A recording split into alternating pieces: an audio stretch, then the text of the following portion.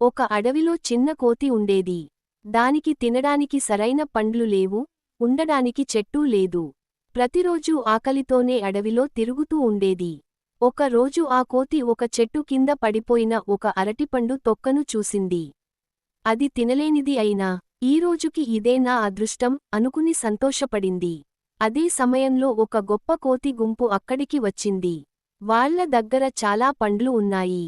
కాని వాళ్ళు ఆ చిన్న కోతిని చూసి నవ్వి వెళ్ళిపోయారు. ఆ రోజు రాత్రి భారీ వర్షం పడింది. ఆ చిన్న కోతి తడుస్తూ వణికిపోయింది. అప్పుడే ఒక పెద్ద పాత చెట్టు లోపల ఖాళీ దొరికింది. అక్కడే తలదాచుకుంది. ఉదయం లేచి చూసేసరికి ఆ చెట్టు మీద ఎన్నో పండ్లు పండాయి. వర్షం వల్లే అవి పడ్డాయి. ఆ చిన్న కోతి సంతోషంతో అన్నీ తనకే అనుకుని తినలేదు. అడవిలో ఉన్న ఇంకో ఆకలితో ఉన్న కోతులతో పంచుకుంది. ఆ దృశ్యం చూసిన పెద్ద కోతులు లజ్జపడ్డాయి.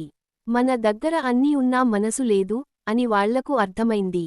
అప్పటి నుంచి ఆ చిన్న కోతి అడవిలో అందరికీ ఇష్టమైన కోతిగా మారింది.